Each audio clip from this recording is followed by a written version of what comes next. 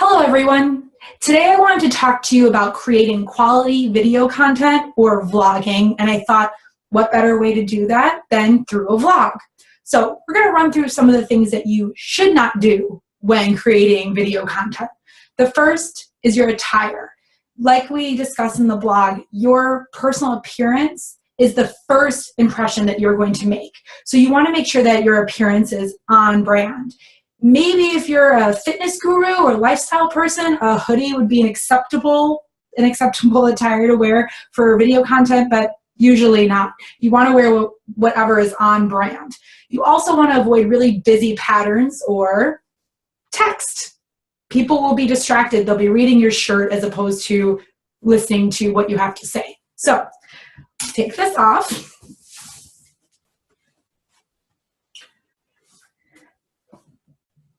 Go with a solid print. And the sweater is far more on brand for me.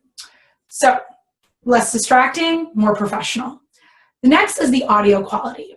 Right now I'm using my camera to capture audio, and it's probably fine, but is not as great as it could be. That's why I like to use a lavalier microphone. It's very small. You can get it for 15 to 20 bucks on Amazon, and it just clips onto your shirt like so, and then plugs into your USB on your computer, which I'll do now.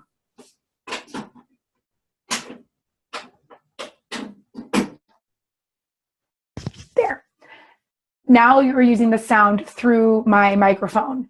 It's probably only a slight difference, but if there were background noises or something happening outside, it will not pick up those outside noises. It also is a little bit clearer, a little less of an echo. If you're going to be doing a lot of video content, you could invest in a bigger microphone or a formal podcasting mic, but you need to get kind of close in, and it's distracting when you see a huge microphone coming up from the bottom of your video content. So lavalier mic is absolutely fine, and it's less intrusive than, let's say, your headphones. I know I've done some webinars and other video content where I'm wearing my headphones, but what it does is it creates a distance between you and your viewer, and you don't want that. You want them to be engaged with your content, not looking at the white cords dripping down from your ears.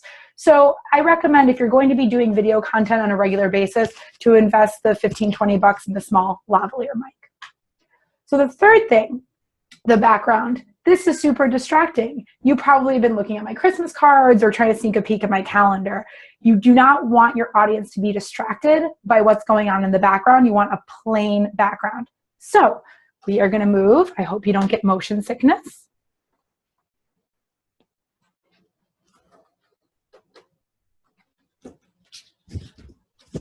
There. That's better and much less distracting. So you can focus on me and what I'm saying to you rather than what's going on behind me.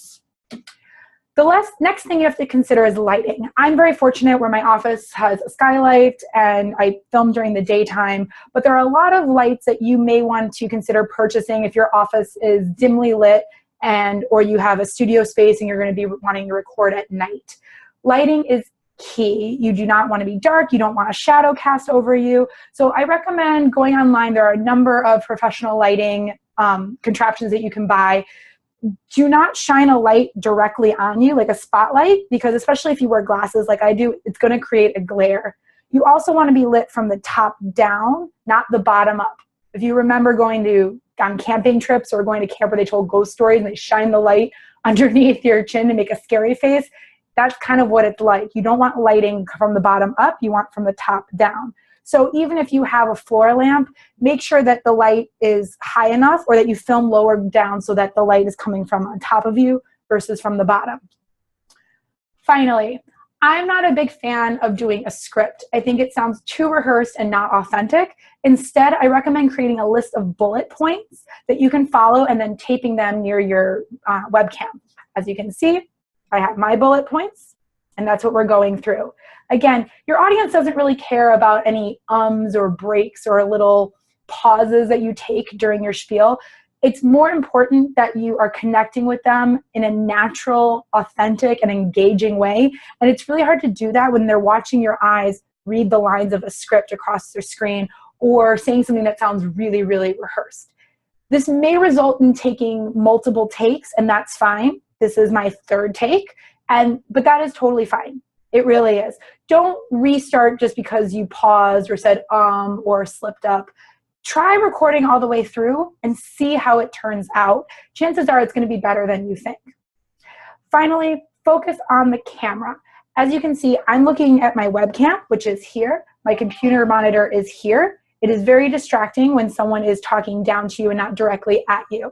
So when I have my little bulleted list, I know it well enough that I just have it next to me and I can glance down when I'm ready to move on to the next point. But if you're not sure, hold it up next to your webcam or tape it up there. People can only see your webcam. They can't see your computer monitor. Tape it up there so that you can easily move from point to point without breaking focus from your audience. Finally, I recommend using captions or titles. So I use Movie Maker because it's the free software on my computer, but if you're using a Mac, they have other internal programs you can use. It's not a necessary thing, but it's nice to remind people not only where they can find you, but who you are. If you're posting this video to YouTube later, they may find it as they're clicking through and not really know who you are or how to get in touch with you.